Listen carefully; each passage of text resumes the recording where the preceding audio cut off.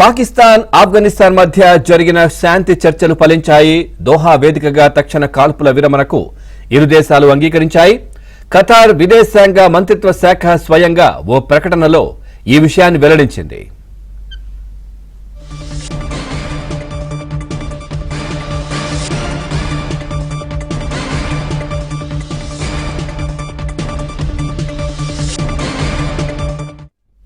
Qatar Turkey మధ్యవర్తిత్వంతో Pak Afghan మధ్య కాల్పుల విరమణకు సంబంధించిన చర్చలు జరిగాయి.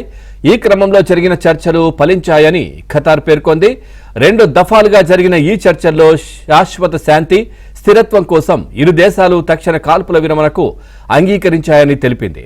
ఈ ఒప్పందానికి సంబంధించిన స్థిరత్వాన్ని కొనసాగించడంపై రానున్న రోజుల్లో మరిన్ని చర్చలు జరిపేందుకు కూడా వారు అంగీకరించారని కూడా వెల్లడించింది. ఈ చర్చల్లో ఇరు దేశాలకు చెందిన రక్షణ మంత్రులు పాల్గొన్నారు.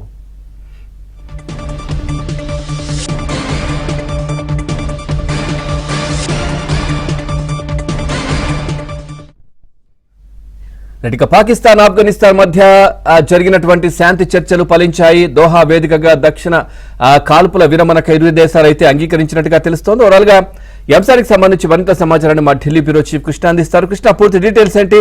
ఈ కాల్పుల విరమణకు ఇరు దేశాలు కూడా అంగీకరించినట్టుగా తెలుస్తా ఉంది. పవన్, ఖతార్ రాజధాని దోహా వేదికగా జరిగినటువంటి తాజా సమావేశాల్లో పాకిస్తాన్, ఆఫ్ఘనిస్తాన్ దేశాల మధ్య తక్షణ కాల్పుల విరమణకు సీజ్ ఫైర్ కి అంగీకరించాయి. ఈ చర్చలకు ఖతార్, అదేవిధంగా టర్కీ దేశాలు మధ్యవర్తులుగా వ్యవహరించాయి. గత కొన్ని వారాలుగా ఇరు దేశాల సరిహద్దు ప్రాంతాల్లో తీవ్రమైనటువంటి కాల్పులు, అదేవిధంగా ఎయిర్ స్ట్రైక్స్ జరుగుతున్న నేపథ్యంలో ఈ చర్చలు అత్యంత కీలకంగా మారాయి. దోహాలో 2 రోజుల పాటు జరిగినటువంటి చర్చల్లో ఇరు దేశాలకు సంబంధించినటువంటి రక్షణ మంత్రులు పాల్గొన్నారు. పాకిస్తాన్ తరఫున ఖాజా మహమ్మద్ ఆసిఫ్, ఆఫ్ఘనిస్తాన్ తరఫున ముల్లా యాకూబ్లు పాల్గొన్నారు. ఈ చర్చల్లో తక్షణ కాల్పుల విరమణ, శాంతి కొనసాగింపు, అదేవిధంగా భద్రతా పర్యవేక్షణ వ్యవస్థ ఏర్పాటు వంటి అంశాలపైన చర్చ జరిగింది. కాల్పుల విరమణతో పాటు భవిష్యత్తులో శాశ్వత శాంతి కోసం రాబోయే రోజుల్లో మరిన్ని చర్చలు కొనసాగించేందుకు కూడా ఇరు దేశాలు అంగీకరించాయి. ఇటీవల ఆఫ్ఘనిస్తాన్ సరిహద్దుల్లో పాకిస్తాన్ ఈ ఎయిర్ స్ట్రైక్ జరిపింది. మరోవైపు పాకిస్తాన్ లోని కొన్ని సరిహద్దు ప్రాంతాలపై కూడా ఆఫ్ఘన్ మిలిటెంట్ దాడులు చేస్తున్నారని పాక్ ప్రభుత్వం ఆరోపించింది. ఇరువైపులా కూడా సైనికులు, అదేవిధంగా పౌరులు మరణించిన తర్వాత పరిస్థితి కొంత ఉద్రిక్తంగా మారింది.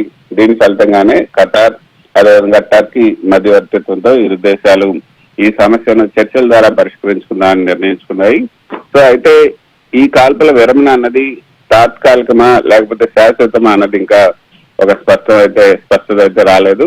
ఒప్పందం అమలవుతుందా లేదా అన్నది వచ్చే మరికొన్ని రోజుల్లో దీనిపైన ఈ పరిస్థితులపై ఆధారపడి ఉంటుంది. ఎప్పుడే స్పష్టత వస్తుంది అన్నది కూడా పరిశీలకులు చెప్తున్నారు. అయితే ఈ విరమణను పర్యవేక్షించేందుకు ప్రత్యేక కమిటీ లేదా అంతర్జాతీయ మానిటరింగ్ టీం ఏర్పాటుకు సంబంధించినటువంటి వివరాలు కూడా ఇంకా వెల్లడి కాలేదు.